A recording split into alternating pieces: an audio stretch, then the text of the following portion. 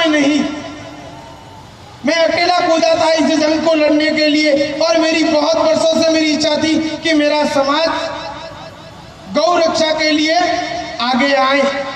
मैं बहुत बहुत धन्यवाद देता हूं अभय सिंह जी को, सुरेश सिंह जी को और नरेंद्र सिंह जी को, भाई साहब का नाम भूल गया मैं, महेश जी को, जिन्होंने मुझे आपके सामने दो शब्द कहने का मौका दिया है। मैं एक छोटा सा कार्यकर्ता हूँ, राजस्थान के आपके बाड़मेर जिले के रमणिया का छोटा सा गांव रमणिया का एक गरीब परिवार से हूँ। मैं आपके सामने कोई वोट मांगने नहीं आया हूँ, कोई वोट मांगने नहीं आया हूँ, बल्कि मेरी माँ, मेरी गौ माता के प्राणों के रक्षा की भीख मांगने आया हूँ। मेरे साथियों,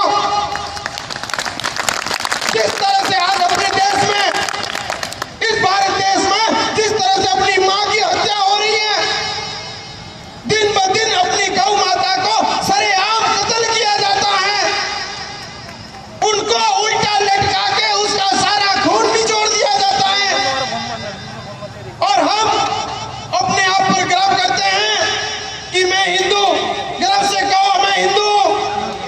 अरे शर्म आनी चाहिए, डूब मरो, डूब मरो। अपने आप को हिंदू कहते हो, अपनी मां को बचाने की ताकत नहीं रखते हो।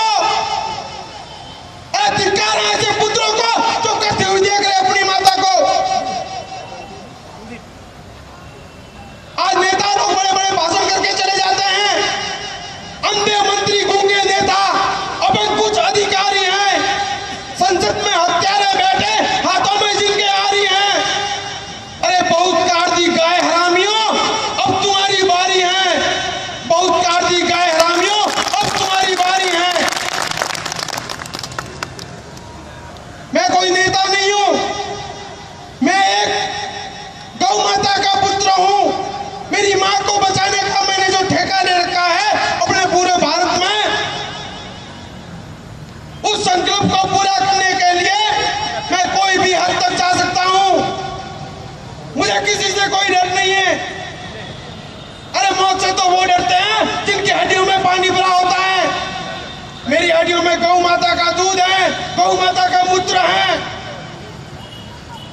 ना नेता हूं ना दलाल हूं, ना नेता हूं ना दलाल हूं, हिंदुस्तानी एक छोटा सा गौ माता तेरा लाल हूं। तेरी हत्या करने वाले मनुष्य के लिए महाकाल हूं।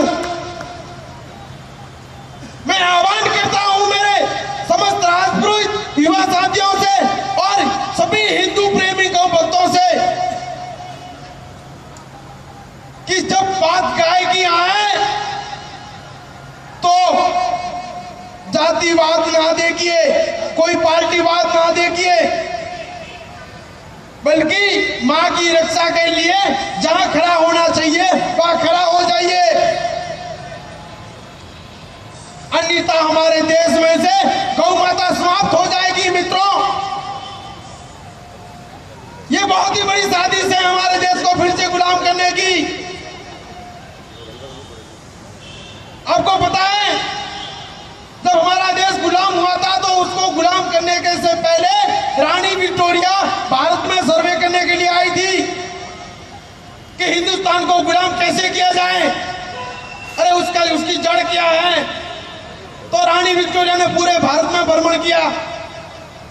अंतिम में उसने राजस्थान में भ्रमण करती हुई वो जा रही थी रथ के ऊपर, तभी कोई एक व्यायामशाला के आगे से वो गुजर रही थी, तो कोई पहलवान रास्ता पार कर रहा था, उस रथ के पीछे एक रस्सी लटक रही थी।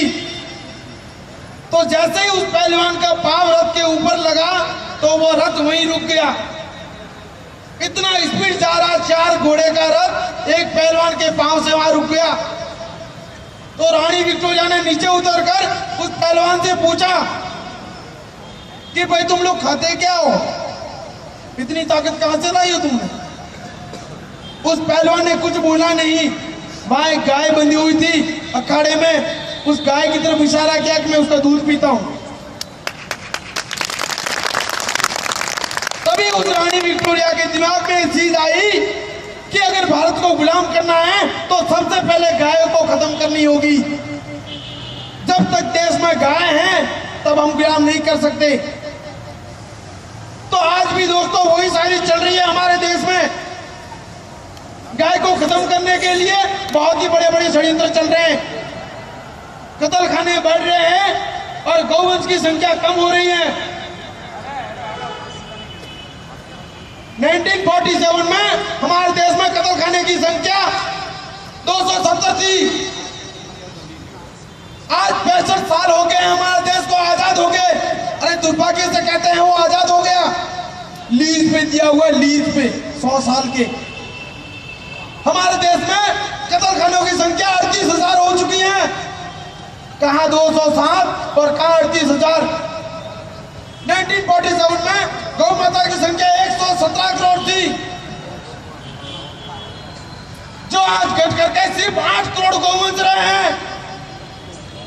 बड़ा दुर्भाग्य है देश दोस्तों कि अपने देश में सिर्फ 65 साल में इस गद्दार कांग्रेस ने 112 करोड़ गौवंशों को काट के खा गई।